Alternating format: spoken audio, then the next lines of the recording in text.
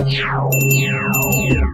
दोस्तों, आप सभी लोगों का स्वागत है फिर से एक बार आपके YouTube चैनल एस के लर्नर में।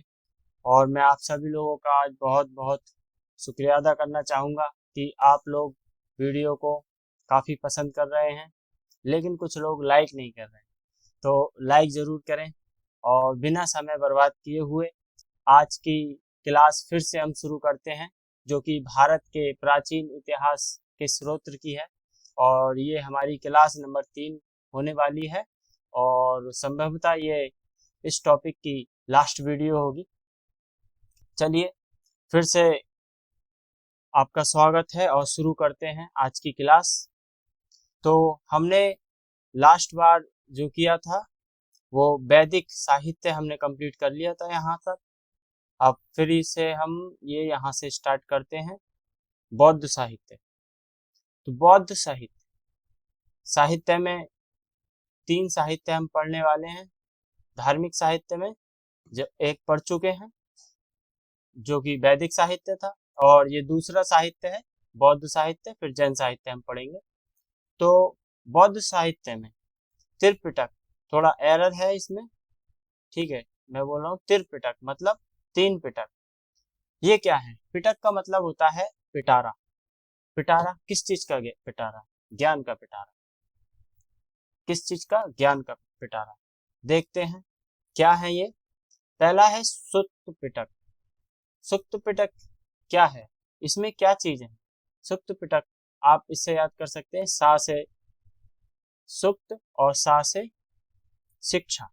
बौद्ध शिक्षाएं हैं इसमें, और इसकी रचना आनंद ने की थी, जो कि गौतम बुद्ध के एक प्रिय शिष्य थे। तो आनंद आप ऐसे कर सकते हैं, जब हम शिक्षा ग्रहण करते हैं तो हमें काफी आनंद आता है, तो हम इसको याद ऐसे कर सकते हैं। दूसरा जो पिटक है विनय पिटक। विनय मतलब किसी से विनम्रता, और विनम्रता कब आती है? किसी राष्ट्र या किसी राज्य में जब अच्छे नियम कानून हो।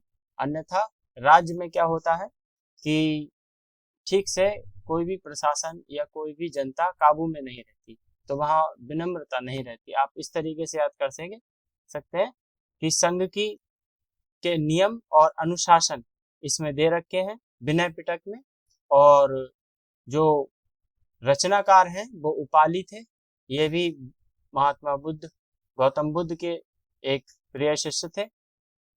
और तीसरा जो पिटक है हमारा अभिधम्म पिटक। धम्म मतलब दर्शन। बौद्ध दर्शन के बारे में इसमें देखने को मिलता है, और इसकी रचना जो हुई थी वो तीसरी बौद्ध संगति में हुई थी। तो तीसरा ये पिटक है और तीसरी बौद्ध संगति में इसकी रचना हुई थी। ठीक है, अब मैं खुद में थोड़ा थोड़ा सुधार कर रहा हूँ कुछ लोगों से फीडबैक लेकर, और आई होप कि आप फीडबैक जरूर दें मुझे। ठीक है, शुरुआत करते हैं फिर से कि बिंबिसार और बौद्ध के समकालीन इतिहास की जानकारी प्रदान करते हैं। ये तीनों कब की जानकारी प्रदान करते हैं? बिंबिसार और बौद्ध के समकालीन समय की जानकारी हम देते हैं। अगली अगर हम बौद्ध साहित्य में बात करें तो अगली जो चीजें हैं हमें जानकारी देते हैं वो है जातक कथाएं। ये जातक कथाएं क्या है? बुद्ध के पूर्व जीवन की कथाएं जो हैं उनको जातक कथाएं कहते हैं, और ये लगभग संख्या में 550 इनकी संख्या है। और इनका रचना काल अगर देखें तो बहुत आसानी से आप याद कर सकते हैं। देखिए 550 और इसका रचना काल है 550। ठीक है, तो काफी अच्छा है कॉम्बिनेशन ये। और इसका संकलन जो हुआ था वो श्रीलंका में हुआ था, ठीक है, जिसे सिंघल भी बोलते थे। और द्वितीय शताब्दी के ईसा पूर्व इसकी रचना हुई थी। इसमें जो बौद्ध हैं उनके पूर्व जन्मों को वर्णित किया गया है। इसमें मानव, पशु, पक्षी के रूप में बुद्ध के पुराने जन्मों को बताया गया है।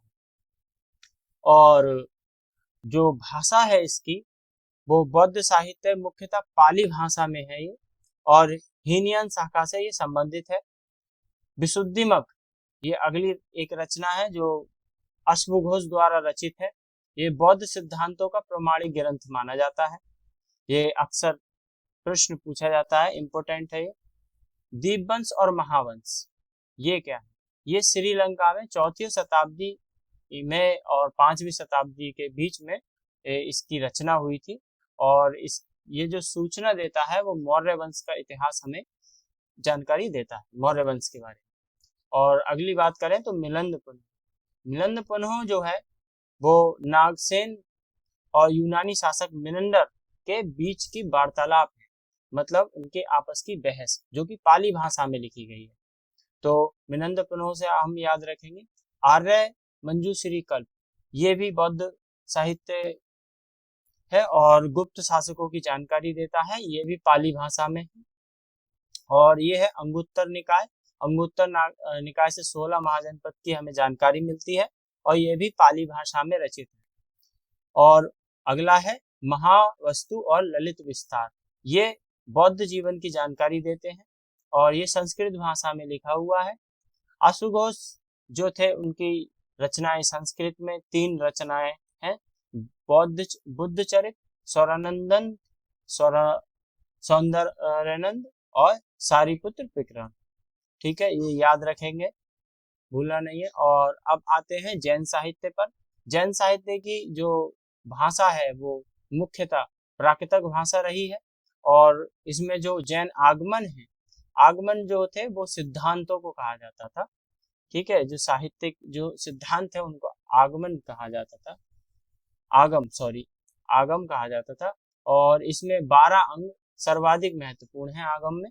पहला आप देखते हैं क्या है, सूत्र, आचारांग सूत्र। आचारांग सूत्र में भिक्षुओं के आचरण और नियमों का वर्णन हमें मिलता है। इसका नाम से ही आचारंग, ठीक है, तो आचरण आ रहा है इसमें, तो हम इसको याद रखेंगे।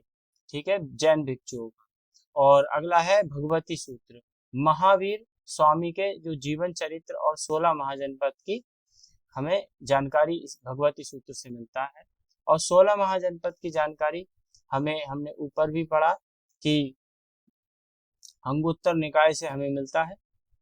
आते हैं न्यायधम्म मतलब महावीर स्वामी की इसमें शिक्षाएं हैं। आगमों के जो उपभाग हैं वो नियुक्ति और चूड़ी और टीका है। आगम का संकलन जो हुआ था वो 512 से 526 एडी के आसपास हुआ था और वल्लभी जैन सभा में इनका संकलन हुआ था। और कल्पसूत्र भद्रबाहु द्वारा रचित है ये और इसका समय 400 BC है। जैन धर्म का प्राचीन इतिहास है, नहीं सबसे पुराना नहीं, प्राचीन इतिहास हम कह सकते हैं। और परिशिष्ट पर्व जो 12वीं शताब्दी में लिखी गई हेमचंद्र द्वारा, और चंद्रगुप्त मौर्य जो थे उनके समय उससे पहले और उसके बाद के इतिहास इसमें मिलता है। 12वीं शताब्दी में लिखी गई थी, लेकिन चंद्रगुप्त जब थे उनके समय की कहानी जो इतिहास है और उससे पहले और उनके बाद के समय की इसमें हमें जानकारी देखने को मिलती है। अब आते हैं पूर्व मध्यकालीन जो जैन ग्रंथ हैं जो कि संस्कृत भाषा में है। पहला है सम्राकादित्य कथा और हरिभद्र सूरी ने इसको लिखा था। कुबलयमाला कथा कोश और आदि पुराण जो कि जिनसेन की है और उत्तर पुराण जो गुणभद्र की है। हरिभद्र सूरी और अन्य जो आचार्यों की रचनाओं से पूर्व मध्यकाल के सामाजिक व धार्मिक जीवन की विस्तृत जानकारी हमें मिलती है हरिभद्र सूरी के यहाँ से। ठीक है, हम ऊपर देख चुके हैं। अब आते हैं हमारा बहुत ज्यादा इम्पोर्टेंट, जिससे अक्सर बहुत परीक्षा में बहुत क्वेश्चन पूछे देखने को मिलते हैं, अक्सर हमें मिलता है, वो है अर्थशास्त्र। ये अर्थशास्त्र, इसको हम बहुत ही ज्यादा ठीक से समझने की कोशिश करेंगे। इसकी जो रचना की थी वो कौटिल्य ने की थी और जिन्हें चाणक्य या विष्णुगुप्त भी कहा जाता था। और इसके द्वारा जो ये रचना हुई इसको अर्थशास्त्र कहा गया। ये भारत का पहला राजनीतिक लोक प्रशासनिक कूटनीति और अर्थशास्त्र विधि और सैन्य विज्ञान आदि पर ये सारी चीजें इनमें लिखी हुई है और ये पहला सबसे महत्वपूर्ण प्रमाणिक ग्रंथ है। यदि आप इसका नाम अर्थशास्त्र है लेकिन इसका प्रमुख विषय जो है राजनीति है। देखिए ये थोड़ा कंफ्यूजेबल रहता है, कुछ लोग अर्थशास्त्र समझ के इकोनॉमी समझ लेते हैं, लेकिन ऐसा नहीं है। इकोनॉमी व्यवस्था भी इसमें है, लेकिन इसका जो मुख्य विषय है वो राजनीति है और शासन व्यवस्था है। ठीक है, तो आप इस बात को याद रखिएगा। और अगला है कौटिल्य के अनुसार जो मनुष्य की जीविका और जिससे भूमि पर रहते हैं और वह अर्थ और जो उस भूमि पर प्राप्त करने और उनकी रक्षा के उपायों का शास्त्र ही अर्थशास्त्र है। मतलब जो भूमि पर रहते हैं वो वह उसका मतलब है अर्थ, और जो उसकी रचना के लिए उपायों का शास्त्र जो है उस भूमि का वो अर्थशास्त्र है। चलिए इसकी खोज पांडुलिपि और अनुवाद के बारे में बात करते हैं। खोजकर्ता जो थे अर्थशास्त्र सदी के तक लुप्त रहा, वह एक सदी तक ये लुप्त रहा। इसे 1904 ईस्वी में तंजौर के एक पंडित ने डॉक्टर आर शर्मा शास्त्री को ताड़पत्रों पर लिखित एक ग्रंथ के रूप में सौंपा गया था।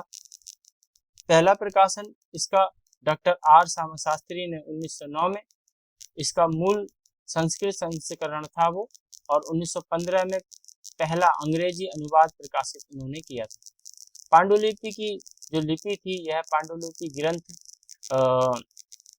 लिपि दक्षिण भारत की प्राचीन लिपि थी, जो कि ताम्रपत्रों पर लिखी गई थी, जो मैसूर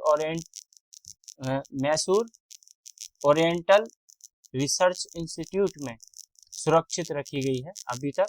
और इस ग्रंथ की जो रचनात्मक बनावट है वो देखते हैं कि कौन सी शैली है इसमें यह ग्रंथ जो है गद्य और पद्य दोनों शैली, यानी चंपू शैली हम पीछे भी पढ़ चुके हैं, उसमें लिखा हुआ है।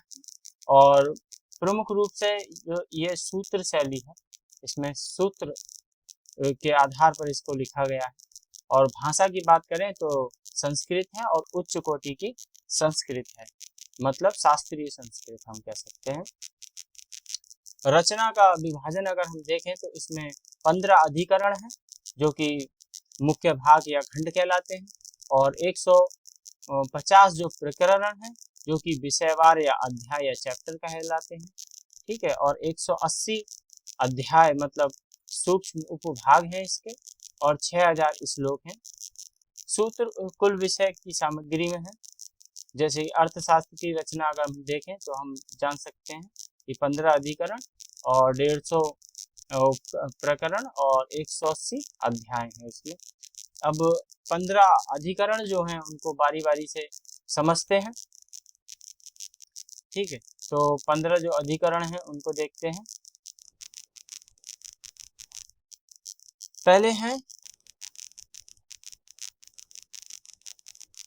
पहला जो अधिकरण है हमारा विनय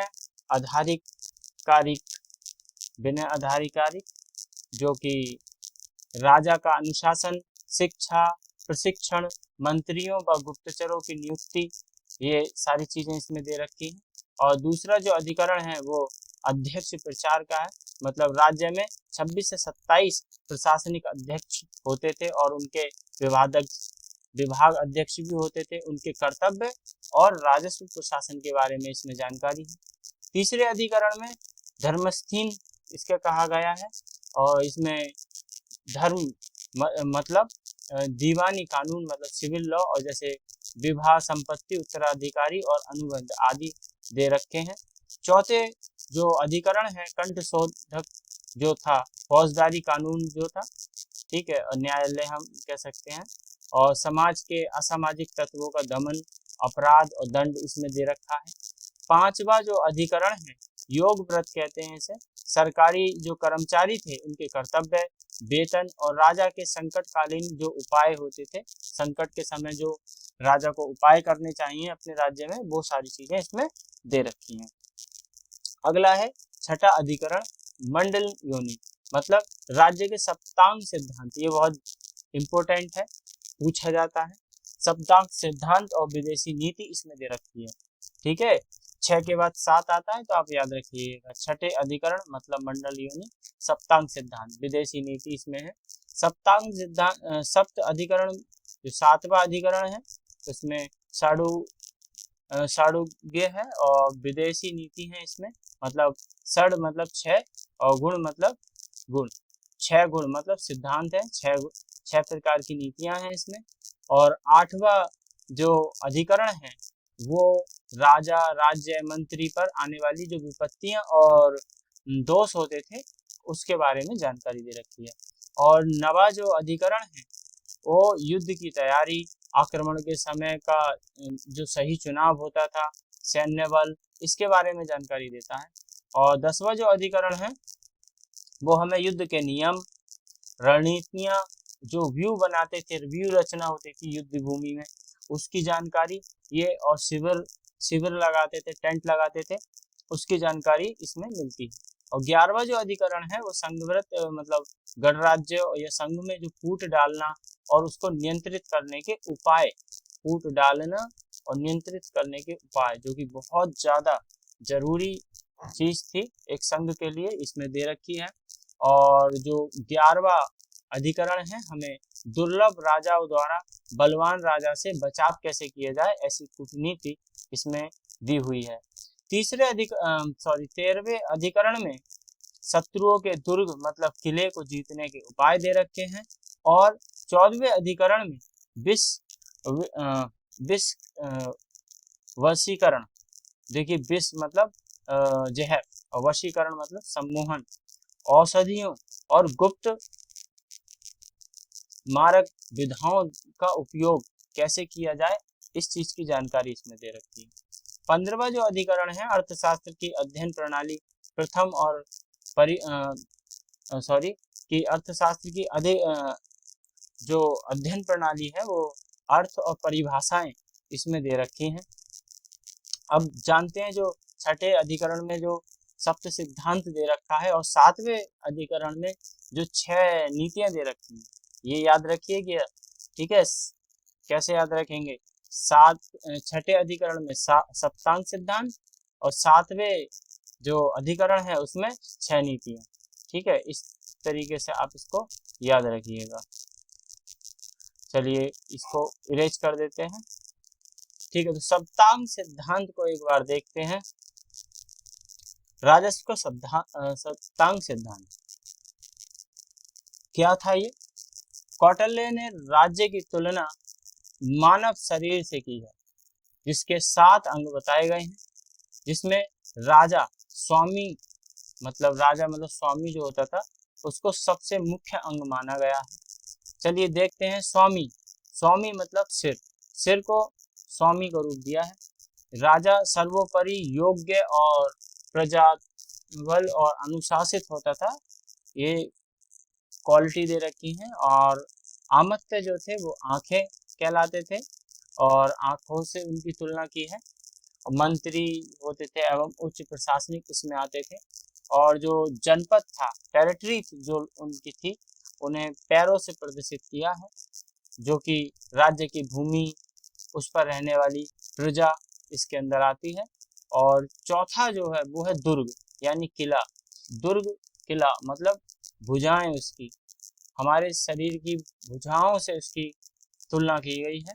और जो किले होते थे, सुरक्षा कवच होते थे, ढांचा होता था, उसमें उसके 4 औदक, पार्वत और धानवन और वन दुर्ग, ये 4 प्रकार के दुर्ग बताए गए हैं।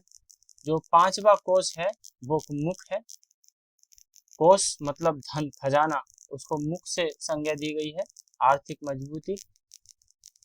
और दंड मतलब बल, दंड मतलब पनिशमेंट, ठीक है। और बल मतलब सेना को कहते थे, ठीक है। तो बल जो सेना है वो उसको मस्तिष्क, ब्रेन की संज्ञा दी गई है। सेना व न्याय, देखिए दंड का मतलब है किसी पर पनिशमेंट करना, ठीक है। बल का मतलब है सेना। तो 6 प्रकार की सेना, ठीक है। मौल, भृत्य, श्रेणी, मित्र, शत्रु, आटविक मतलब जंगल वाली, ठीक है। हमने बताया था इस शब्द का अर्थ पीछे। शब्दों में जो क्या करता है यूजीसी नेट में कि आपको जो ये भाषा है इस पर बहुत काम करना पड़ेगा। अगर कोई शब्द है जो आप नहीं समझ पा रहे हैं, कभी भी कोई बुक पढ़ रहे हैं कुछ भी, तो आप कुछ मत करिए कि आप गूगल पर जाकर उसका मीनिंग ढूंढिए। ठीक है, तो दिन में अगर 5-6 भी अगर आपने ढूंढे तो कठिन से कठिन जो शब्दावली है आपकी वो कंप्लीट हो जाएगी 4 से 5 महीने में। और जब आप पेपर देने जाएंगे तो आपको ज़्यादा समय नहीं लगेगा क्वेश्चन को समझने में, वो सीधे सीधे आपके माइंड में आएंगे और फिर आपको कुछ सोचने समझने टाइम टेकिंग नहीं रहेगा और डायरेक्ट वो आप उसका क्वेश्चन का जवाब दे देंगे। तो एक बहुत बेहतरीन थोड़ा थोड़ा जो काम होता है वो पता नहीं लगता कि कितना बड़ा हो जाए। तो भाषा तो आपके लिए हमेशा बेनिफिट रहेगी, ना कि सिर्फ पेपर को पास करने के लिए। आगे जाके जो आप रिसर्च पेपर लिखेंगे, बहुत सारी चीज़ें लिखेंगे, तो उसमें भी आपको ऐसा तो है नहीं बच्चों वाली लैंग्वेज आप लिखेंगे, क्योंकि आप एक प्रतिष्ठित अपने पद पर होंगे या प्रोफेसर बन जाएंगे तब। ठीक है, तो तब उन शब्दों की जरूरत पड़ेगी। तो जाहिर से कि आप अभी से उन चीज़ों की तैयारी करिए। ठीक है, ऐसा नहीं होता है कि मैं आपको पढ़ा रहा हूँ कि सब कुछ यही मेरे ही ऊपर है।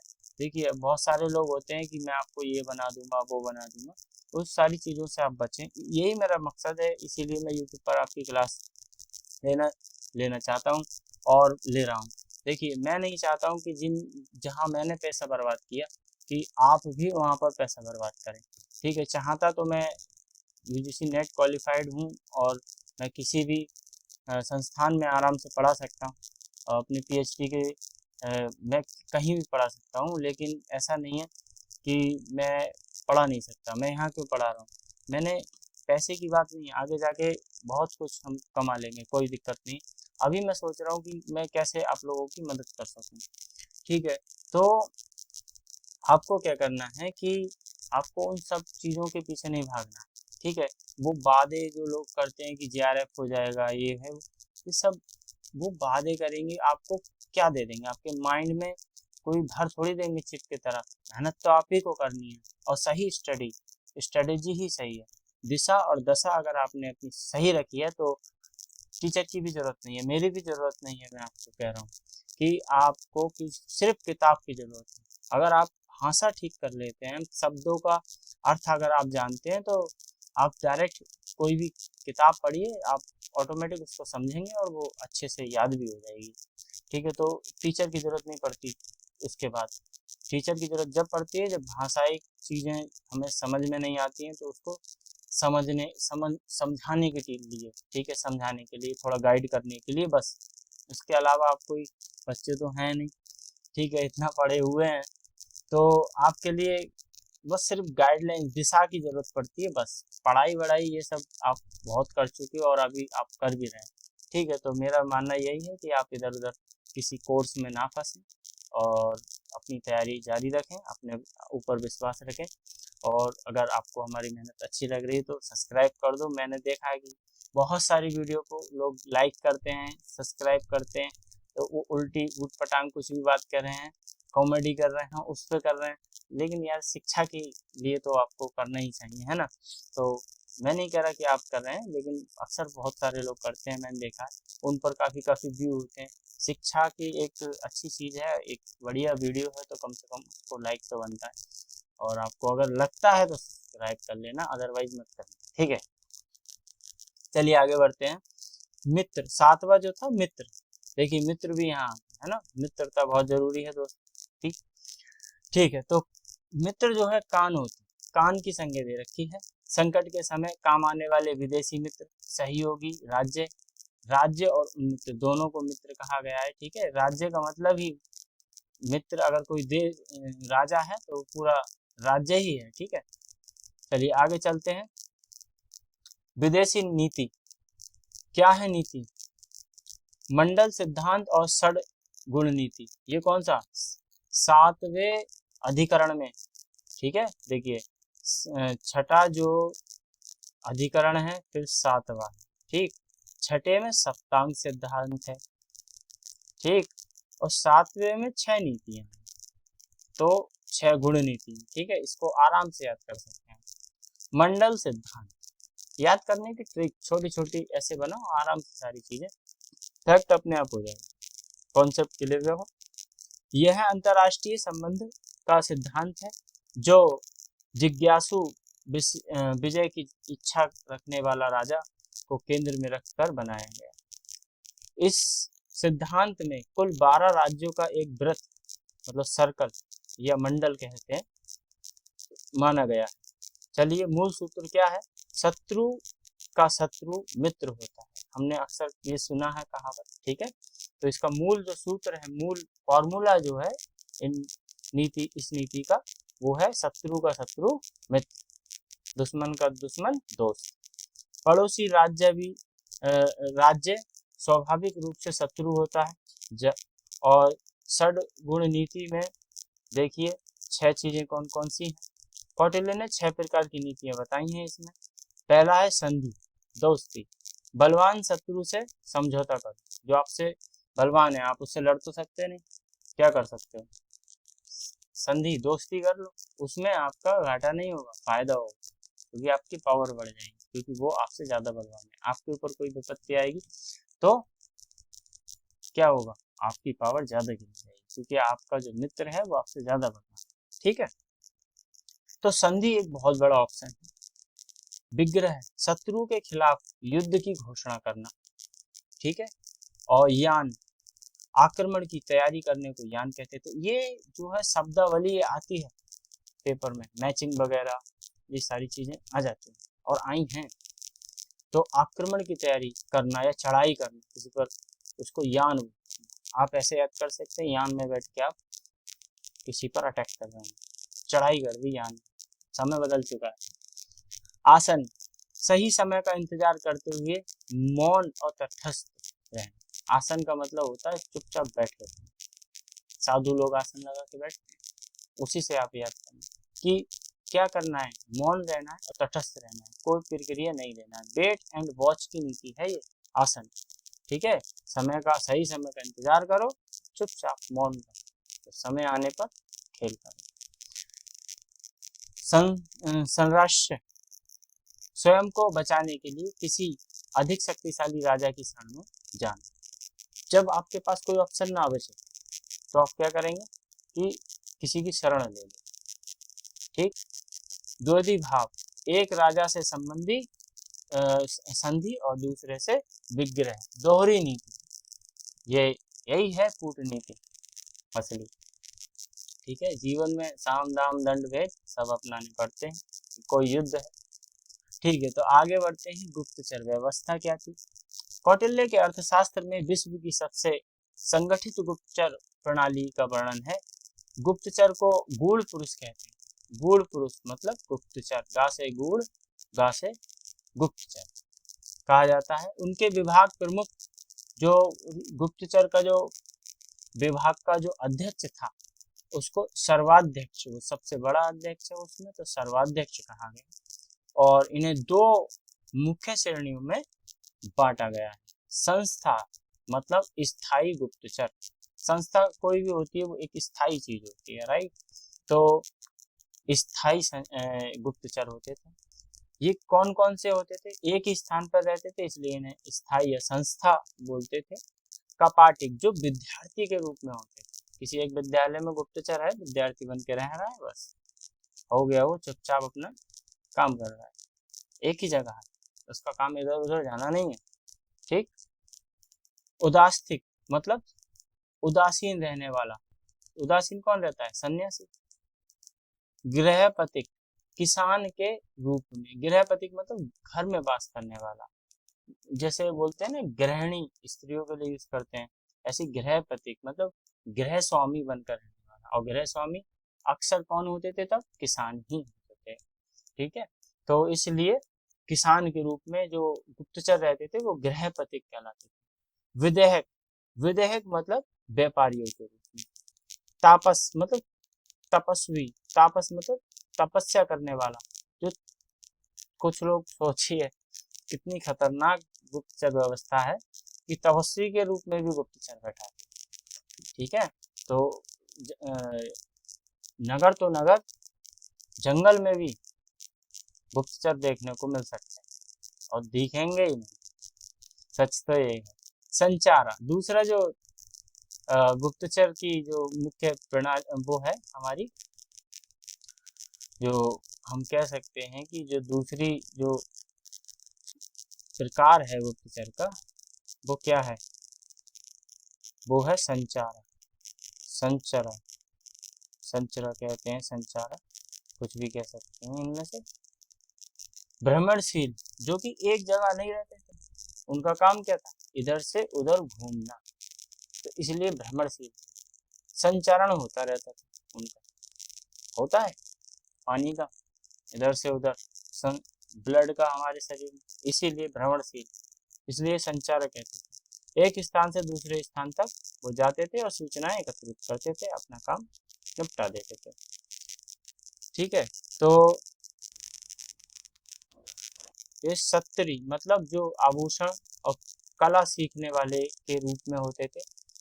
तीक्ष्ण मतलब शस्त्र चलाने वाले साहसी लोग जो होते थे।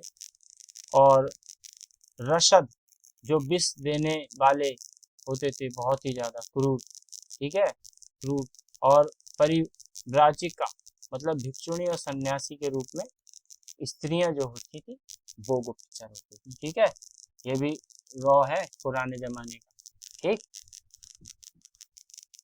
चलिए, और ये है प्रशासनिक एवं आर्थिक व्यवस्था के तथ्य के बारे में हम जानते हैं। तो केंद्रीय प्रशासन के जो अध्यक्ष प्रणाली थी उसको हम एक बार देख लेते हैं कि कौटिल्य ने केंद्रीय प्रशासन को कैसे संभालने के लिए बोला था। ठीक है, कहा है अर्थशास्त्र में 18 तीर्थंकर, 18 तीर्थ मतलब मंत्री या उच्च पदाधिकारी होते थे, और 26-27 अध्यक्ष जो विभाग होते थे उनके अध्यक्ष। तो प्रमुख जो तीर्थ होते थे वो थे समाहर्ता, मतलब सब कुछ संभालने वाले। ठीक है, समाहर्ता, ठीक है, क्या, पैसा। राजस्व संग्रहता, डीएम। ठीक है, तो समाहर्ता किसे कहते थे, जो सबको चल रहे थे, लाओ भाई टैक्स दो, टैक्स, पैसे। ठीक, सन्निघाता, सन्निघाता मतलब राजकीय कोषाध्यक्ष। राजकीय जो कोष होगा उसमें पैसा होगा इतना सारा, तो सोच समझ के खर्च करेगा। ठीक है, तो सन्निधाता, कहना नहीं चाहिए, जो सन की हो जाते हैं पैसे देके। ठीक है, तो इस वजह से सन्निघाता था। इस तरीके से देखिए, मैं आपको सिर्फ याद करने के पर्पज से ऐसा कह रहा हूँ। ठीक है, ये मेरा मकसद है, ताकि आपको आसानी से याद हो। व्यवहारिक, व्यवहारिक कौन, जो ज्यादा प्रैक्टिकल हो, दीवानी न्यायालय मुख्य न्यायाधीश होता था, ये व्यवहारिक होता। ठीक है, प्रैक्टिकली। और प्रतिष्ठा जो फौजदारी मतलब लड़ाई झगड़े के जो मामले होते थे उसको, उसका पर जो न्याय देता था, दो जो जज होता था मुख्य, उसको बोलते थे। अब प्रमुख जो अध्यक्ष थे उनको देख लेते हैं, आगे जाके सारी चीजें आएंगी। अगर आपको लग रहा हो कि कोई पॉइंट वगैरह रह रहा है, ये तो स्रोत्र पढ़ा रहा हूँ सिर्फ। ठीक है, ये तो केवल स्रोत्र पढ़ा, आगे टॉपिक आएंगे ना तब आप देखना। ये तो सिर्फ स्रोत्र है, जो कि बहुत सारे टीचर पढ़ाते नहीं, ये कह देते हैं आगे इतिहास में आएंगे, मौर्य काल में पढ़ लेंगे। ठीक है, और उनका ऐसा कंटेंट होता है, और ऐसा भी नहीं होता, इससे भी हल्का, जो मैंने आपको बताया ना पीछे 15 के 15 अधिकरण और उनके नाम मिलेंगे नहीं, बहुत कम लोगों के पास मिलते हैं। पेड कोर्स में मिल सकते हैं को, बस वैसे नहीं मिलेंगे। तो इसलिए मैं कह रहा हूँ, ठीक है, चमक धमक मत जाओ, डिजिटल बोर्ड पीछे लगा के बना रहे हैं। ठीक है, उसमें आपको सिर्फ ऐसा लगेगा कि हाँ हमने बहुत सारा पढ़ लिया, लेकिन दिमाग में कुछ नहीं बसा, सिर्फ चलता रहेगा पीपीटी ऊपर। ठीक है, चलिए आगे बढ़ते हैं। सीता अध्यक्ष, सरकारी कृषि, देखिए सीता भूमि कृषा, देखिए आपको अगर याद हो जो रामायण में जो माता सीता थी, उनको सीता नाम क्यों रखा। ठीक है, तो ऐसा सुना है मैंने। ठीक है, को जो वो पृथ्वी माता, धरती माता से उत्पन्न हुई थी, जब उनके पिताजी हल चला रहे थे तो उन्हें मिली थी। अब एक लोक कथा भी हो सकती है, कुछ भी हो सकता है, प्रमाणिक तौर पर मैं नहीं कह रहा हूँ, जैसा मैंने सुना है वैसा मैं बता रहा हूँ। तो सीता का मतलब होता है जो हल से खींची हुई जो रेखा, जो गहरी लकीर जो बनती है उसको सीता बोलते थे। तो सीता अध्यक्ष मतलब जो कृषि भूमि होती थी, ठीक है, उसको सीता बोलते थे। इसलिए कृषि भूमि का जो प्रमुख होता था उसको सीता अध्यक्ष बोलते, ठीक है। पोतवा अध्यक्ष, पोतवा अध्यक्ष आप जानते हो कि नाव में वो एक चौड़े चौड़े करछिली टाइप में होते लकड़ी के, उनको पोत बोलते हैं, ठीक है। तो इसलिए नाप तोल, ठीक है, ऐसे याद करना, ठीक है। जैसे कि नाप तोल, आप तोल से आप ऐसे याद मत करो, तोल से पोत याद करो, ठीक है। नाप तोल विभाग का प्रमुख। और शुल्काध्यक्ष, शुल्क लेने वाला, ये तो सीधा है, सीमा शुल्क, टैक्स वसूली वाला, ठीक है। और ये समाहर्ता नहीं है, समाहर्ता है पूरा एक व्यक्ति बैठा हुआ खजाने पर, जो डीएम लेवल का आदमी। ये है चुंगी कर लेने वाला छोटा अधिकारी, जो एक गांव या किसी सीमा पे खड़ा हुआ है गेट पर कि आप माल लेके जा रहे हो व्यापारी, लाओ टैक्स दो मार्केट के अंदर जाने का, ठीक है। तो सीमा शुल्क टैक्स दिया जाता था शुल्काध्यक्ष के द्वारा। एक है लक्षणाध्यक्ष, देखिए सिक्के ढालने और टकसाल का प्रमुख। सिक्का अगर ढाला जाएगा तो सबसे ज्यादा उसमें खासियत रखी जाएंगी, ऐसा तो है नहीं मोहम्मद बिन तुगलक की तरह उसमें कुछ खासियत रखी ना हो और दिल्ली के लोगों ने रातों रात में सिक्के बना लिए, सुना होगा आपने। तो भाई एक अध्यक्ष ऐसा होगा, उसके लक्षण होंगे, क्या होगा, वो लक्षण देखेगा कि जो सिक्के बनाए जा रहे हैं उनमें क्या क्या गुण हैं, क्या क्या लक्षण हैं, ठीक है। तो लक्षणाध्यक्ष। अकाराध्यक्ष, अकारा मतलब खाने जो होती थी ना, माइंस, उनको बोलते थे आकार। अकाराध्यक्ष मतलब प्रमुख उसका। न्याय व्यवस्था देखते हैं, स्लाइड नीचे क्यों चली जाती है। न्याय अध्यक्ष, अर्थशास्त्र में दो प्रकार की अदालतों का वर्णन है, ठीक है। पहला था धर्मस्थीय और कंठशोधक। जो सिविल काम होते थे ना, जमीन संपत्ति विवाह ऋण, ये सब तहसील में होते हैं आज काम, तो धर्मस्य बोलते थे उसको, ठीक है। और कंठशोधक, कंठशोधक का मतलब है कि फौजदारी, चोरी हत्या अपराध लड़ाई झगड़े जिसमें मुकदमे चलते हैं ना, जो आज के समय में कचहरी होती है, ठीक है, उसे कंठशोधक बोलते थे। अगला देखते हैं दास प्रथा एवं स्त्री अधिकार। दास प्रथा देखते हैं, क्या दास प्रथा तब थी, बिल्कुल थी। कौटिल्य ने 9 प्रकार के दासों का उल्लेख किया है, दासों के अधिकारों का समर्थन किया है। जबकि विदेशी यात्री मैगस्थनीज ने भारत में दास प्रथा की कोई बात ही नहीं कही है। मैगस्थनीज चंद्रगुप्त मौर्य के समय का, वो कह रहा है कि यहाँ पर दास ही नहीं थे। और मौर्य वंश की जिसने नींव रखवाई, कौटिल्य, उनका कहना है कि 9 तरीके के दास हैं। सोचो कितना बड़ा बेटा।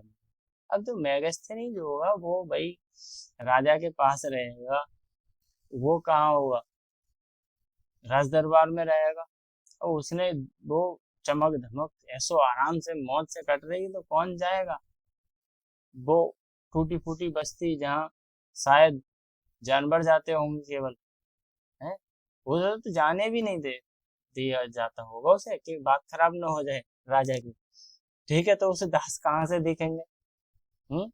तो वो तो यही सोचेगा, और किसी कारखाने में चला भी गया तो लोग तो वो तो यही सोचेगा ये तो कारीगर हैं, दास थोड़े ही हैं, ठीक। क्या उनके सामने बिहेव चेंज हो जाएगा, ऐसा थोड़ी है।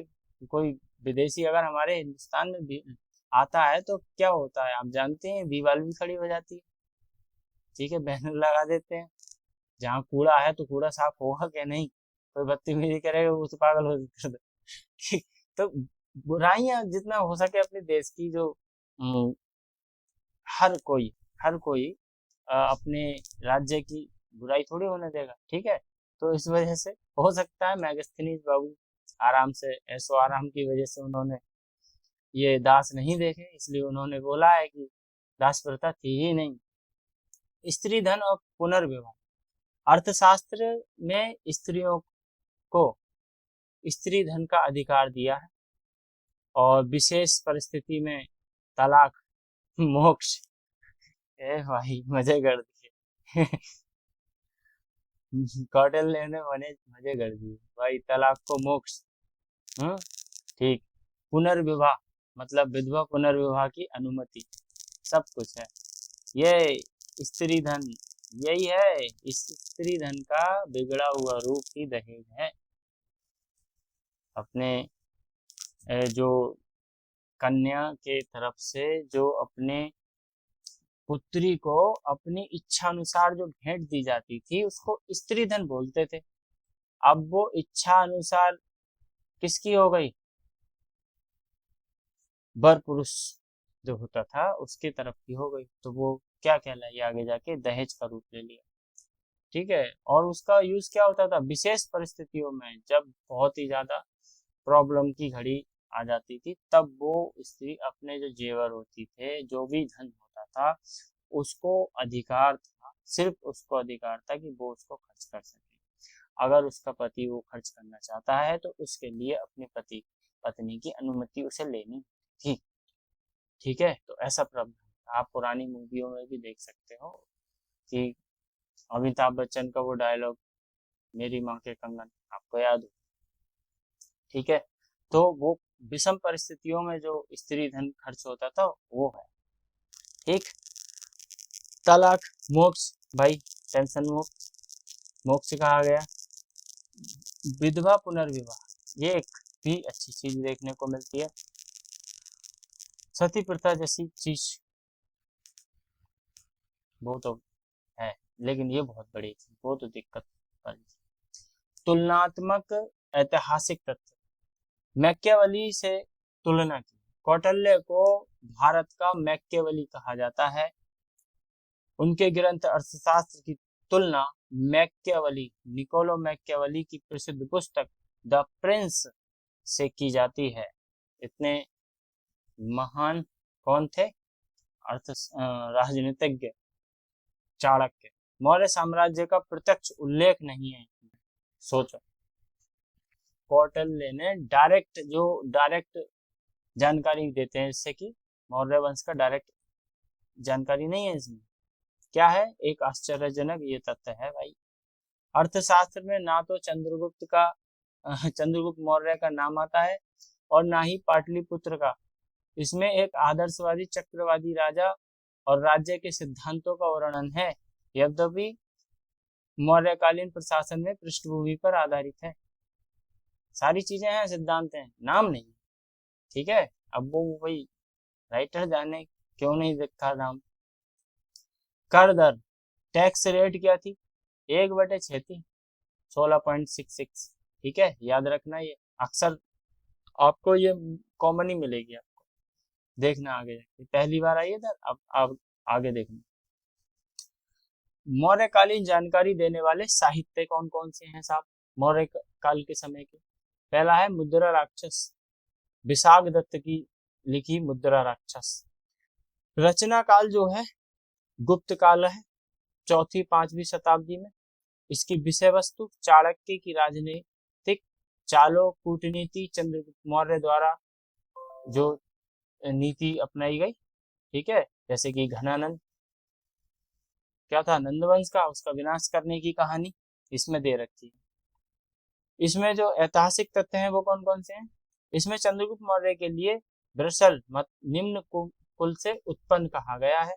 कुलहीन शब्द का भी प्रयोग किया गया है। इसमें घनानंद के आमत्य राक्षस को चाणक्य द्वारा अपने पक्ष में करने और राजनीतिक नाटक का वर्णन दे रखा है। विशाख दत्त का ये अन्य प्रसिद्ध नाटक देवी चंद्रगुप्तम, ये भी एक दूसरी रचना है विशाख दत्त की, मुद्रा राक्षस और देवी चंद्रगुप्तम, ये बहुत एग्जाम में आई हैं, इंपॉर्टेंट चीज है। और रचनाओं में से काफी क्वेश्चन बनते हैं भाई, अगर दो रचना चार में से एक भी दो भी आती है तो आप क्वेश्चन एलिगेशन मेथड लगा के उसको ठीक कर सकते हो, वो भी हम बताएंगे, ठीक है। जिससे गुप्त सम्राट रामगुप्त और चंद्रगुप्त द्वितीय विक्रमादित्य जैसे कहते थे, उसकी कहानी का पता चलता है, ठीक है। देवी चंद्रगुप्तम, चंद्रगुप्त, चंद्रगुप्त से ही आ रहा है, चंद्रगुप्त के एक उनका भाई था, ओ नहीं सॉरी, ठीक है, रामगुप्त, ठीक है। तो ये नाम आप याद कर सकते हैं। कथा सरिता सागर सोमदेव की, और बृहत कथा मंजरी क्षेमेंद्र की, ये याद रखना है। मूल स्रोत, ये दोनों ग्रंथ द्वारा प्राकृतक पाश्चात्य भाषा में रचित प्राचीन ग्रंथ बृहत कथा पर आधारित है। इतिहास दोनों स्थान जो है, दोनों रचयिता 11वीं शताब्दी कश्मीर से संबंधित है, ठीक है। दोनों जो रचयिता हैं इसके कश्मीर के रहने वाले हैं। ऐतिहासिक तथ्य की बात करें तो प्रशासनिक ढांचे, पाटलिपुत्र के वैभव और नंद मौर्य युग के बीच के व्यापारिक और सामाजिक जीवन पर प्रकाश पड़ता है। ये मौर्य काल की जानकारी हमें देता है, पाटलिपुत्र के बारे में बताता है। नंद जो मौर्य युग था उसके जो व्यापार था बढ़िया, काफी बढ़िया चल रहा था उस वक्त।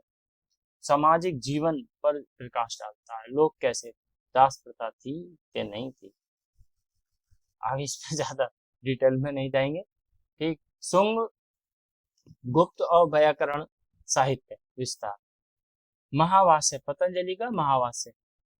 संरचना महर्षि पर्णी की अष्टाध्यायी पर रचित एक विस्तृत टीका है। जो महावास्य है पतंजलि का, वो पर्णी की अष्टाध्यायी पे टीका है, ये याद रखना आप। ऐतिहासिक तथ्य, पतंजलि शुंग वंश के संस्थापक पुष्यमित्र शुंग के राज पुरोहित थे। जब बृहद्रथ की हत्या करके पुष्यमित्र शुंग ने शुंग वंश की स्थापना की थी, तब उनके जो पुरोहित थे वो कौन थे, पतंजलि थे। पतंजलि एक आप जानते ही हो, ठीक है, काफी प्रोडक्ट है। इस ग्रंथ से पुष्यमित्र शुंग द्वारा कराए गए 2 अश्वमेध यज्ञ की पुष्टि होती है। इसमें पुष्यमित्र द्वारा जो 2 अश्वमेध यज्ञ कराए गए थे वो भी, उसकी जानकारी भी इसमें मिलती है। इसमें भारत पर यवनों यानी यूनानी आक्रमण का उल्लेख, प्रसिद्ध उदाहरण इसमें मिलता है। इसमें लिख रहा है, अरुणोदय यवनः साकेतम, यवनों ने साकेत मतलब अयोध्या को घेरा। अरुणोदय यवना माध्यमिकाम, मतलब इसका है यवनों ने माध्यमिका मतलब चित्तौड़ को घेरा, ये शब्द मिलते हैं। मालविकाग्निमित्रम, ये कालिदास की रचना है, काफी फेमस है, कालिदास का प्रथम नाटक ग्रंथ है ये।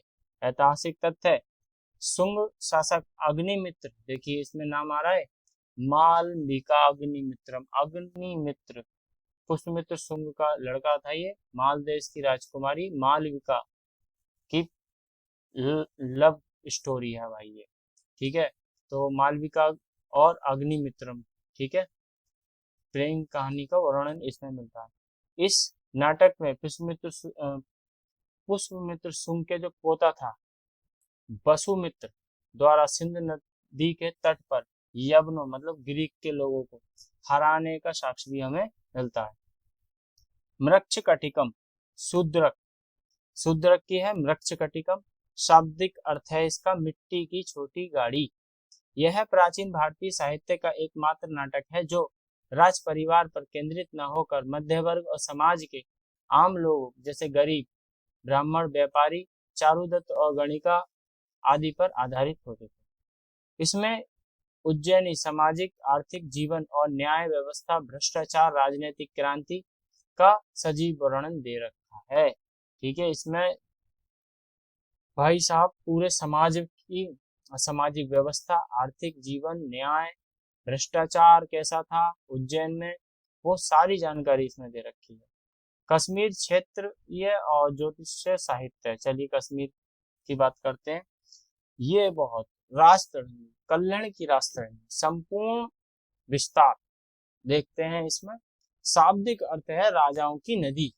राजतरंगी का मतलब होता है the river of Kings. Okay, राजाओं की नदी। बैठे बैठे तो राजाओं जो रचना काल 1148 से 1150 ईस्वी में कश्मीर के शासक जयसिंह के काल में इसकी रचना हुई थी। और इसमें 8 तरंग हैं, 8 अध्याय हैं और 7826 श्लोक। ठीक है, ये जानकारी नहीं मिलेगी आपको, ठीक, बहुत कम मिलेगी। मैं बता रहा हूँ, 1 नंबर का कंटेंट है, याद कर लो जितना हो सके, जितने जल्दी हो सके। ऐतिहासिक तथ्य, यह भारत की प्रथम प्रमाणिक और वैज्ञानिक ऐतिहासिक पुस्तक मानी जाती है, क्योंकि कल्हड़ ने इसे लिखने के लिए सिक्के, अभिलेख और वंशावलियों का प्रयोग किया है। इसमें कल्हड़ ने सिक्कों का और अभिलेखों और वंशावलियों का प्रयोग किया है इसे लिखने में। ठीक है, दूसरा संस्करण इसका आया, दूसरा प्रकाशित हुआ, जॉन राज ने लिखा इसका दूसरा भाग जो था। ठीक है, राजतरंगी 2। ठीक, कौन थे सुल्तान उस वक्त? जैन उल आबिदीन, उनके समय में इसकी रचना हुई। तीसरी राजतरंगी श्रीवर द्वारा, और चौथा कुंजराज और राज्यभट्ट द्वारा। अकबर के कश्मीर विजय तक की कहानी इसमें लिखी हुई है, पूरा इतिहास, और बहुत बढ़िया तरीके से ऐतिहासिक तरीके से, मतलब इतिहास को जैसे लिखते हैं उस तरीके से ये क्रमबद्ध तरीके से इतिहास पाया जाता है इसमें। ठीक है, पहला ऐसा इतिहास है, ध्यान रखिएगा। चलिए आगे बढ़ते हैं। गार्गी संहिता। गार्गी संहिता क्या है? प्राकृतिक, यह युग पुराण का एक भाग है जो मूलतः ज्योतिष ग्रंथ है। ठीक है, गार्गी संहिता एक ज्योतिष ग्रंथ है। ऐतिहासिक तथ्य, इसमें यूनानी डेमेट्रस मेनांडर पाटलिपुत्र पर किए गए यवन आक्रमण का सबसे स्पष्ट कालक्रम वाला विवरण मिलता है। ठीक है, अगला है रासमाला, कीर्तिकौमुदी और प्रबंध साहित्य। गुजरात का इतिहास के बारे में बात करते हैं। फिर गया आगे रासमाला, इसमें गुजरात के चालुक्य या हम कहें सोलंकी वंश के बारे में, राजा सिद्धराज जयसिंह जो थे, कुमारपाल, इनके इतिहास और वास्तु कला, जो उनका आर्किटेक्चर में था उस वक्त, उसकी जानकारी हमें मिलती है। प्रबंध चिंतामणि, मेरुतंग की प्रबंध चिंतामणि 1305 एडी में लिखी गई।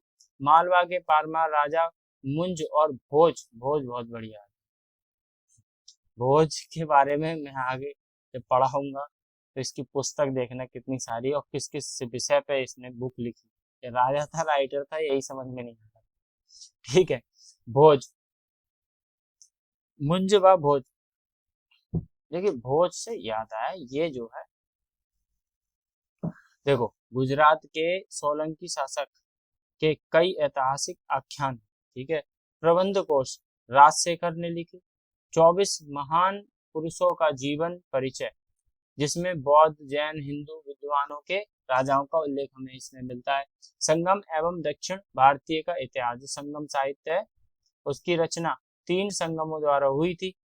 तमिल विद्वानों की सभा में रचा गया था इसे, और मुख्य रूप से ये है, एट नाम ऐसे ही है, एटू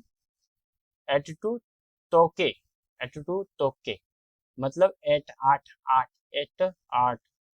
ठीक, 8 सुनने में एक जैसा लग रहा है। ठीक है, 8 मतलब 8 तुकबंदी वाला, मतलब क्या होते तुकबंदी वाले? गाने, फिर शायरी, गीत। ठीक है, 8 गीत इसमें हैं। और पत्तू, यह है पत्तू पापट्टू, 10 गीत हैं इसमें। ठीक, उसमें 8 और इसमें 10। 3 प्रमुख राज्य कौन कौन से थे उस वक्त? चोल, चेर, पांड्य। चोल का जो प्रतीक होता था वो बाघ था, प्रतीक जो चेर का था वो धनुष, और पांड्य राजाओं का मछली। ठीक है। शिल्पाधिकारम इंग्लो आदिगल की लिखी हुई है। कोवलन और कर्णिका माधवी की दुखद कथा है, इन तीनों के बारे में, कोवलन और माधवी। ठीक है। पत्नी पूजा का इसमें और सती पवित्रता की शुरुआत हमें इसमें देखने को मिलती है। मणिमेखले, सीते सतनार। सीते सतनार की जो मणिमेखले है वो इसमें क्या मिलता है? कोवलन माधवी की पुत्री मणिमेखले भिक्षुणी बनने की कहानी है इसमें। ठीक है। आगे बढ़ते हैं। नंदी, हाँ भाई थोड़ा बैटरी इशू है, 1 मिनट रुकिए, ये थोड़ा बैटरी इशू है, ब्रेक नहीं लेना पड़ रहा है कहीं, कोई बात नहीं, देखते हैं क्या होता है। तो ऐतिहासिक तथ्य है भाई इसमें। ठीक है। कौन कौन से? यह पल्लव सम्राट नंदी वर्मन तृतीय 9वीं शताब्दी के जीवन और सैन्य विजयों पर आधारित एक अज्ञात लेखक द्वारा रचित है। पहला तमिल कन्लवकम व्याकरण है। ठीक है। ये आधा है कन्लवकम। ठीक है। नंदी कन्लवकम। अगला है प्रमुख ऐतिहासिक चरित्र काव्य, ऐतिहासिक जीवनी और साहित्य। वे ग्रंथ हैं जो किसी विशेष राजा महापुरुष के जीवन और उपलब्धियों पर लिखे गए थे। ठीक है। ग्रंथ का नाम इधर देखेंगे और फिर रचयिता देखेंगे, फिर किस राजा से संबंधित ऐतिहासिक तत्व है, फिर ऐसे देखेंगे। ठीक है। बुद्ध चरित्र अश्वघोष ने लिखी, कनिष्क के काल में, कुषाण वंश में। ठीक है। कुषाण वंश के कनिष्क के राजकवि थे अश्वघोष। ठीक है। उन्होंने संस्कृत में इसकी रचना की थी। बौद्धों की रामायण इसे कहा जाता है।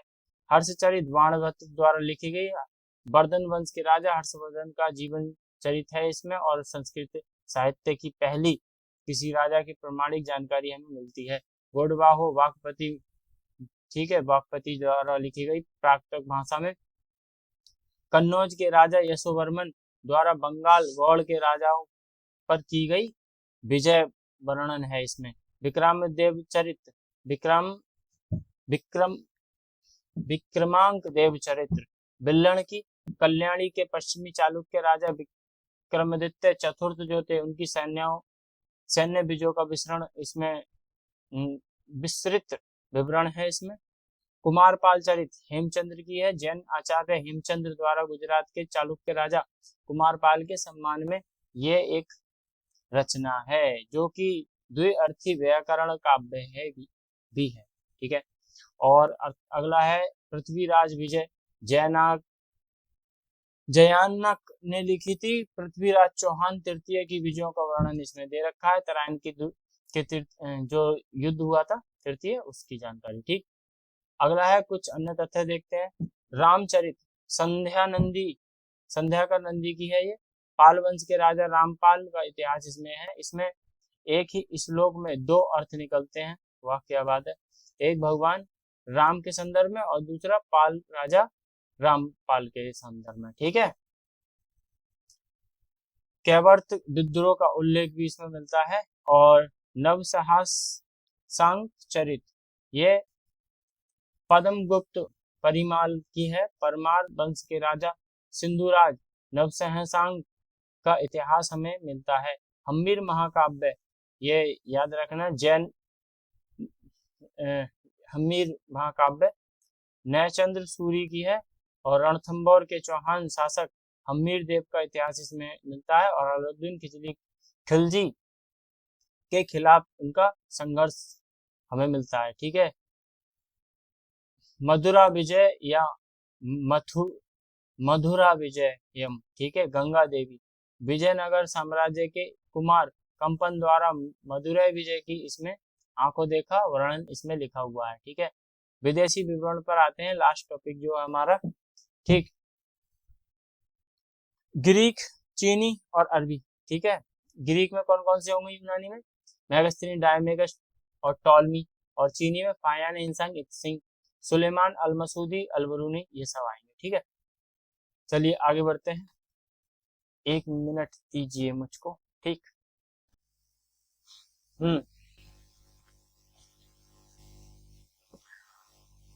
हाँ भाई, फिर से शुरू करते हैं। ठीक है, थोड़ा बैटरी इशू हो गया था।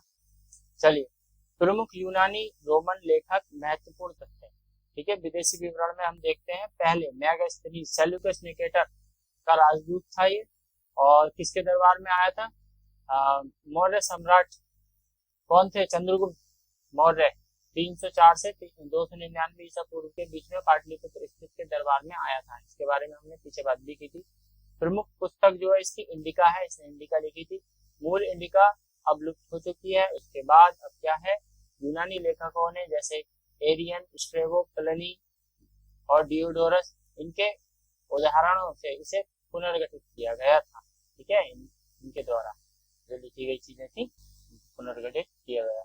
पाटलिपुत्र नगर प्रशासन के बारे में 30 सदस्यीय परिषद थी, जो 6 समिति में बटी हुई थी, और प्रत्येक समिति में 5 सदस्य होते थे। भारतीय समाज का विभाजन, उस समय भारतीय समाज को 7 जातियों में या वर्गों में बांटा गया था। पहला था दार्शनिक, दूसरा था कृषक और पशु पालक, आहिर, कारीगर, शिल्प, सैनिक, निरीक्षक से गुप्तचर कहते थे, तथा सांसद या अमात्य। ठीक है, अधिकारी। तो अन्य महत्वपूर्ण तथ्य क्या हैं, इसके बारे में देख लेते हैं। इंडिका के बारे में ये सारी चीजें हो गई। अन्य महत्वपूर्ण तथ्य कौन कौन से हैं? कि भारत में दास प्रथा नहीं थी। ठीक है, मेगास्थनीज ने अपनी इंडिका में बोला है नहीं थी। अकाल नहीं पड़ते थे, वहां कुछ बुरा होते ही नहीं। ठीक है, क्योंकि तो महल के अंदर होते ही नहीं, महल से बाहर लग रहा है गए। हालांकि आधुनिक इतिहासकार इसे विदेशी विदेशी दृष्टि की भूल मानते हैं। ठीक है, अगला है डायमेकस। भूमि का सीरिया के सीरियन राजा एंटियोकस प्रथम का राजदूत था ये। इसके दरबार में आया था। ठीक है, डायमेकस किसके दरबार में आया था? चंद्रगुप्त मौर्य के पुत्र बिंदुसार के दरबार में ये आया था। इसका विवरण मौर्यकालीन इतिहास, विशेष रूप से बिंदुसार के शासनकाल की राजनीति के बारे में बताता है। बिंदुसार द्वारा एंटियोकस से मीठी शराब, मदिरा, सूखी अंजीर और एक दार्शनिक भेजने की मांग का विवरण हमें इसमें मिलता है। ठीक है, अगला है हमारा यूनानी लेखक डायनीसियस, जो कि मिस्र का, इजिप्ट का रहने वाला था। ठीक है, फिलाडेल्फ जो शासक था, टॉलमी द्वितीय, उसका राजदूत था। किसके दरबार में आया था? अशोक के काल में आया था ये। कुछ स्रोतों के अनुसार बिंदुसार के अंतिम समय में ही ये आ गया। ठीक है, अगला है टॉलमी, दूसरी शताब्दी ईस्वी में आया था ये। ठीक है, लगभग 140 ईस्वी में, एडी में। और इसकी जो पुस्तक थी टॉलमी की, ज्योग्राफी थी, भारत का भूगोल। और प्रमुख ऐतिहासिक तथ्य की बात करें तो द्वितीय शताब्दी में भारत का भौगोलिक विस्तार, इसमें ज्योग्राफी मतलब भूगोलिक आसान से याद कर सकते हैं। ठीक है, नदियां आ जाती हैं भूगोल में, बंदरगाहें, नगर और व्यापारिक मार्गों का प्रमाणिक विवरण ये हमें देता है। भारत और रोम के साम्राज्य के बीच जो व्यापार भौगोलिक खाका इसने दिया है अपनी पुस्तक में। ठीक है, अनाम लेखक, अरे कोई नाम ही नहीं है, ऐसा कौन सी पुस्तक है भाई? वो है पेरिप्लस ऑफ द इरिट्रियन सी। ठीक है, इसके लेखक का हमें अभी तक पता नहीं है। पहली शताब्दी में लिखी गई थी, 80 से 115 बीसी, सॉरी बीसी नहीं, एडी के आसपास। ठीक है, इसका लेखक अज्ञात है, हम बता चुके हैं। एक ग्रीक नाविक जो मिस्र से भारत की यात्रा पर आया था। ठीक है, नाम नहीं पता, इसके बारे में बस इतना। प्रमुख ऐतिहासिक तथ्य, व्यापारिक इतिहास का स्वर्ण स्रोत। यह पुस्तक लाल सागर, फरास की खाड़ी, हिंद महासागर, इन तीनों सागर के बारे में, जो व्यापार होता था उसके बारे में विवरण देता है। चलिए, इसमें प्राचीन भारतीय बंदरगाह जो थे उनके बारे में जानते हैं, कौन कौन से थे? भड़ोच, मुजरिस और अरिका मेंडू। ठीक है, इनका वर्णन है। भारत से निर्यात होने वाली वस्तु कौन कौन सी बताइए? मसाले, सूती वस्त्र, रेशम, हाथी दांत।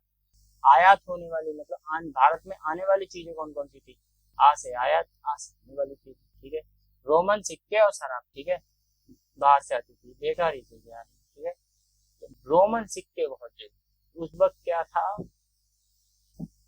कि वहां के जो यहाँ से चीजें जाती थी वहां से सोने के सिक्के आते थे, ठीक है। तो आगे जाके ये व्यापार बंद हो जाएगा, देख लेना, मैं बताऊं क्यों, क्योंकि वहां का सोना अपने इंडिया में आता था।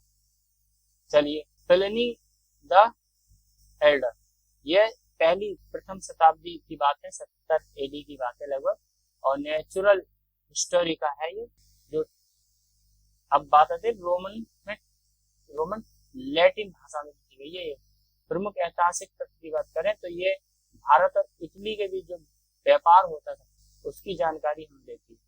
प्लिनी के दुख व्यक्त करते हुए उसमें लिखा है कि रोम का सोना धन प्रतिवर्ष भारत के विलास के समान, मसाले, रेशम खरीदने में बहकर भारत जा।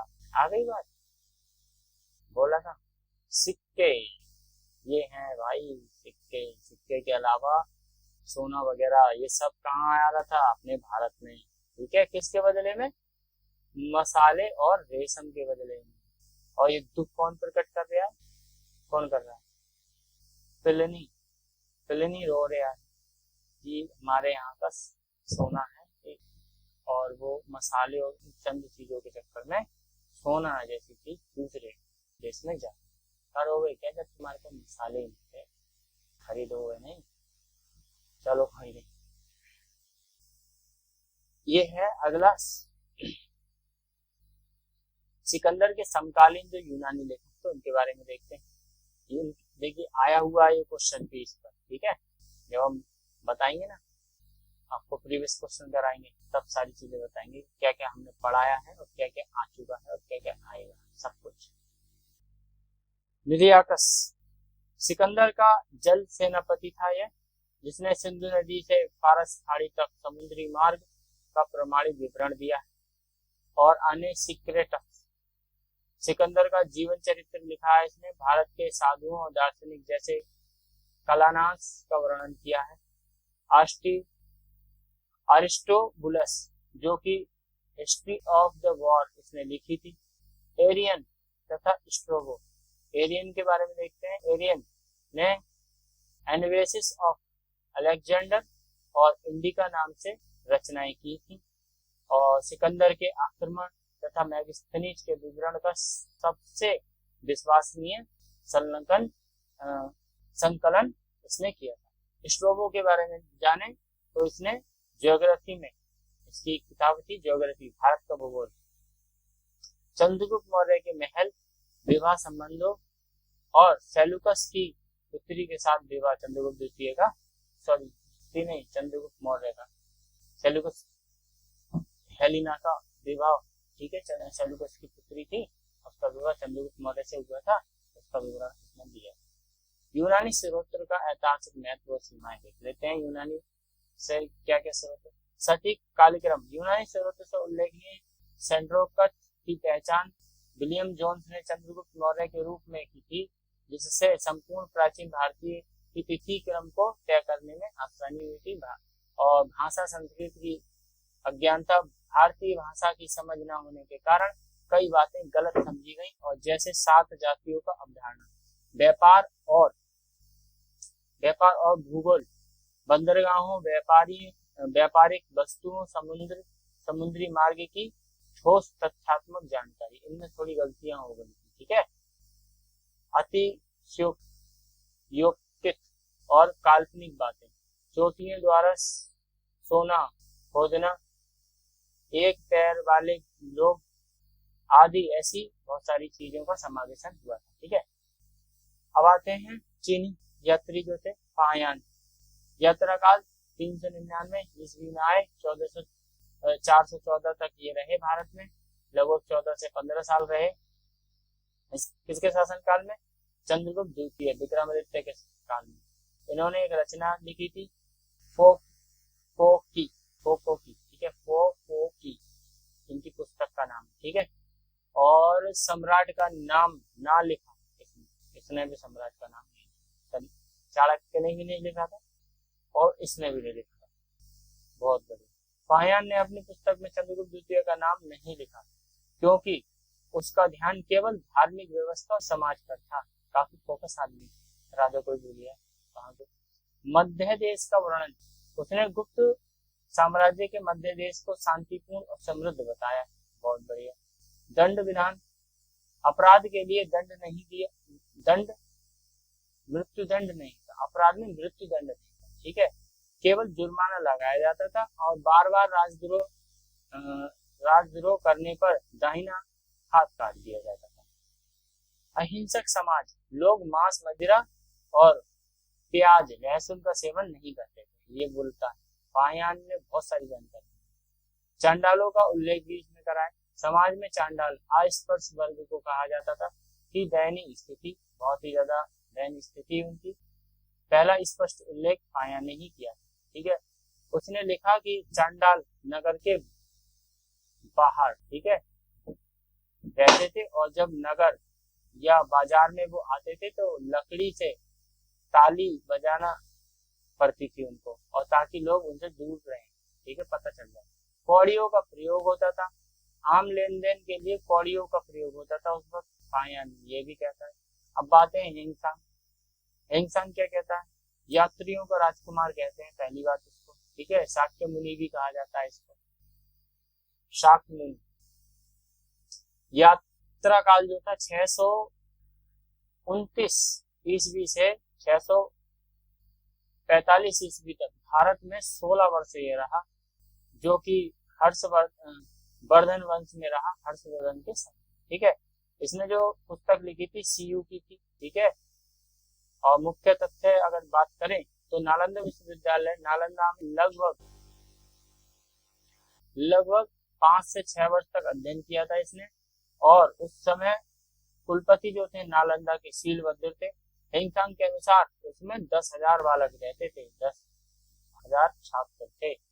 प्रवेश परीक्षा देकर आते थे, ठीक है, एंट्रेंस एग्जाम होने के बाद, ठीक।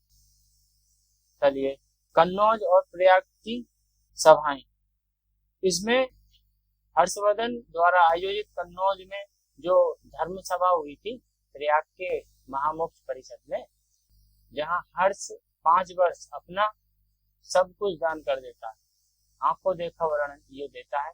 शूद्र का पेशा, हिंगसांग ने पहली बार शूद्रों को कृषक बताया गया, ठीक है, कि शूद्र जो थे वो कृषक। सड़क सुरक्षा के बारे में जानकारी इसमें मिलती है। उसने लिखा है कि भारत में रास्ते पूरी तरह सुरक्षित नहीं थे, क्योंकि कभी कभी वहां पर क्या कई बार लूट हो जाती थी, ठीक है, सड़कें सुरक्षित नहीं थी। सुल्तानगंज की बुद्ध प्रतिमा, इसने भारत के विभिन्न भागों में बौद्ध धर्म का पतन की शुरुआती लक्षण इसने बताए हैं, ठीक है, ठीक। चलिए, ठीक है, ठीक, ओके, ये सारी चीजें आती हैं।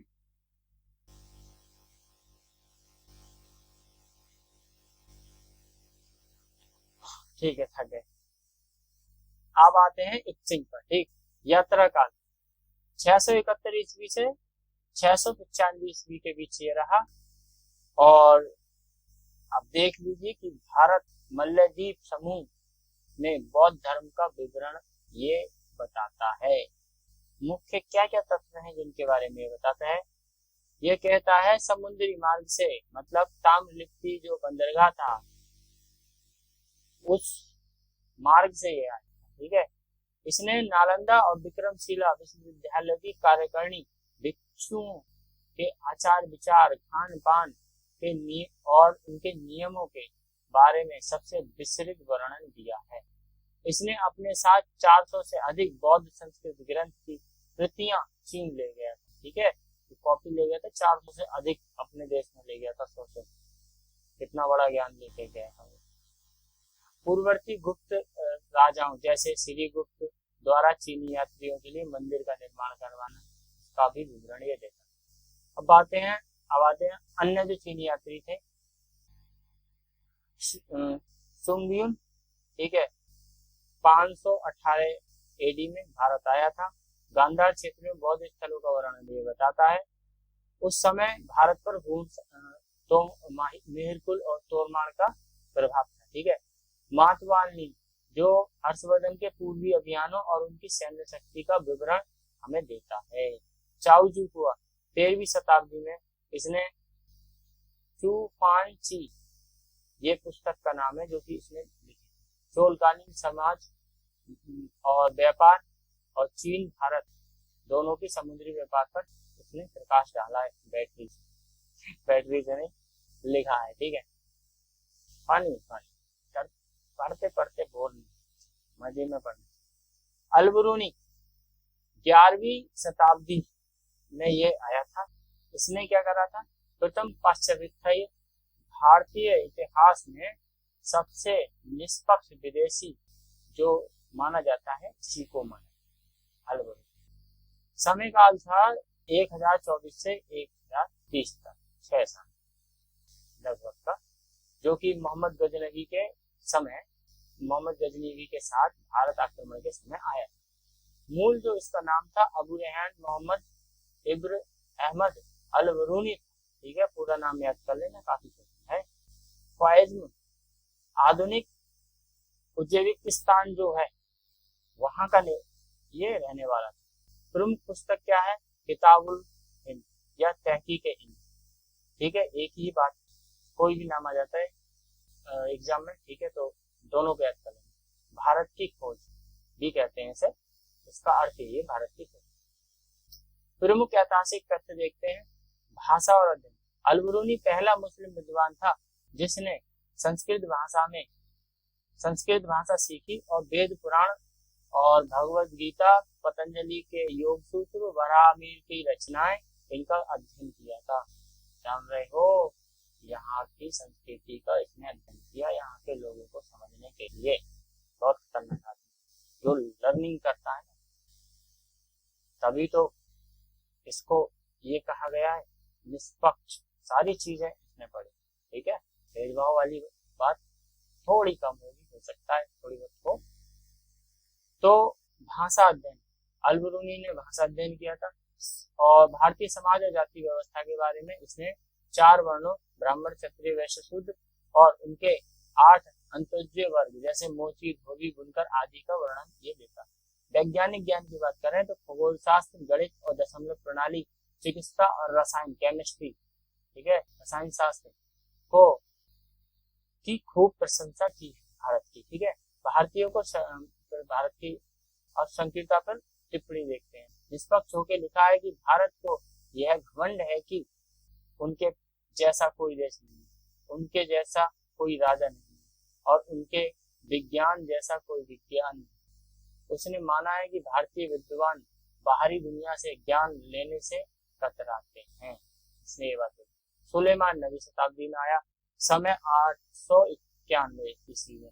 प्रतिहार राष्ट्रकूट के काल की बात है। प्रमुख रचना जो है सिलसिलत उत और तावरीख, ठीक है, यह सिलसिलत उत तावरीख।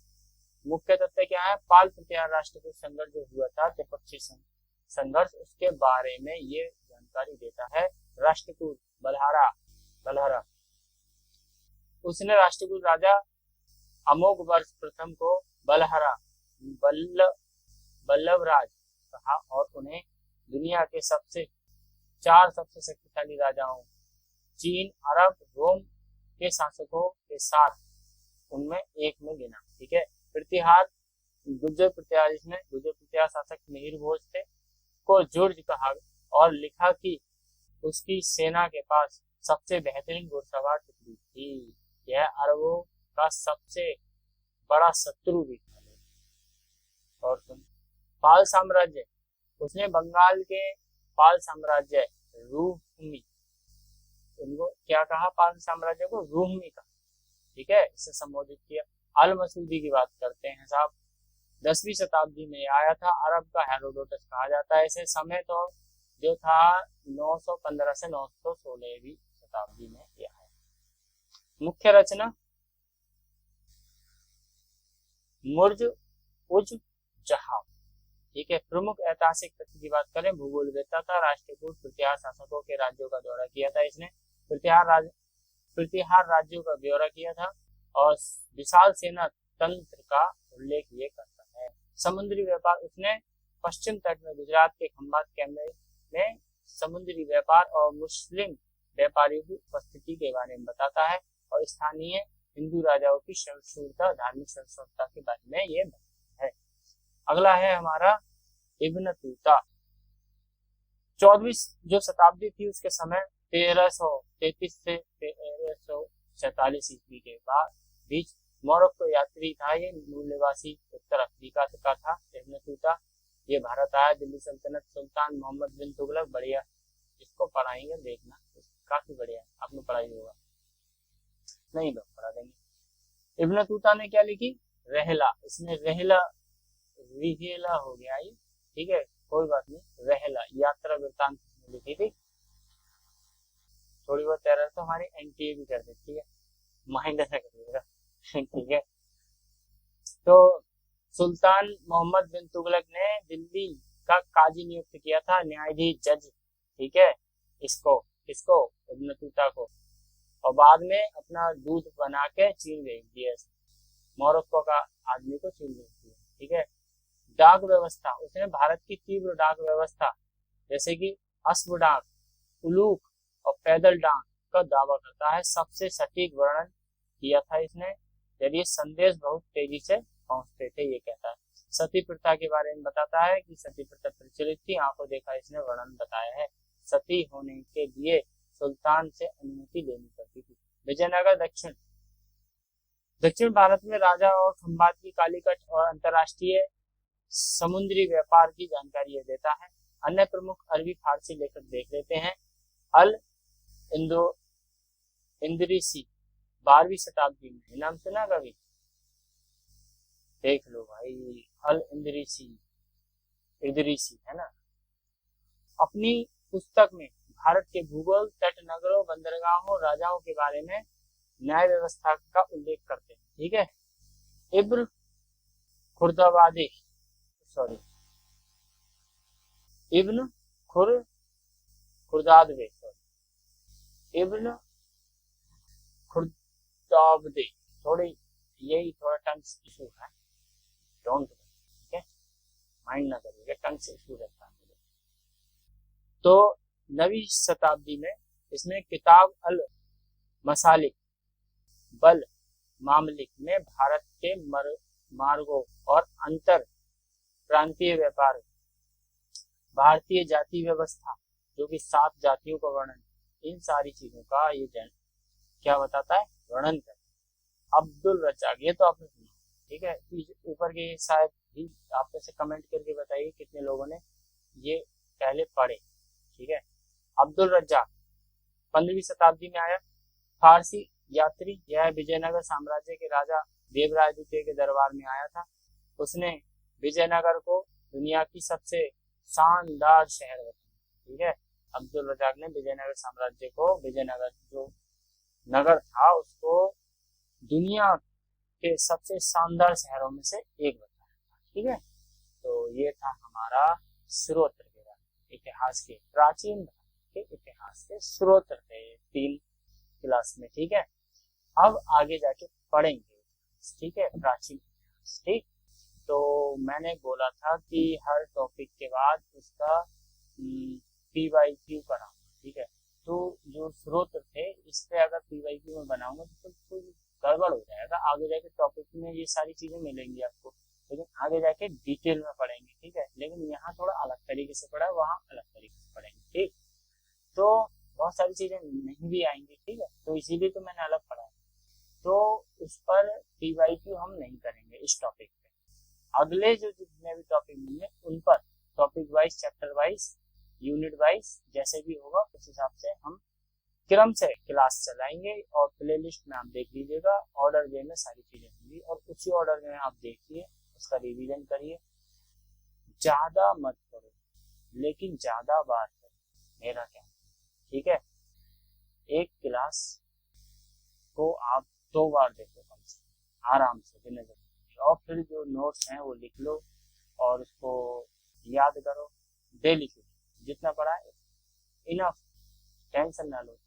ठीक है, जल्दबाजी में काम खराब होता है। दिसंबर तक आपका पूरा कोर्स करा दूंगा। अभी पेपर 1 की तैयारी चल रही है, पीपीटी वगैरह सारी चीजें मैं तैयार करने में लगा हुआ हूँ। सोच रहा हूँ पीपीटी से पढ़ाऊँ, डायरेक्ट नोट से पढ़ाऊँ, जैसा बेहतर हो सके। अभी वो चल रहा है। ठीक है, पेपर 1 का पूरा कंप्लीट करूंगा तभी क्लास स्टार्ट करूंगा। ऐसा नहीं है आधे अधूरे में छोड़।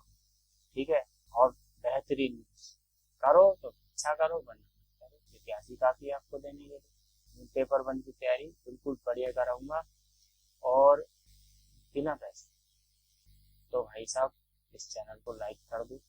ठीक है ना, तो यार लाइक करने में क्या जा रहा है, सब्सक्राइब कर दो, कहीं शेयर कर दो, दूसरे का भला भी हो जाए। ठीक है, तो ठीक है, मिलते हैं हम अपनी अगली क्लास में। तब तक के लिए नमस्कार।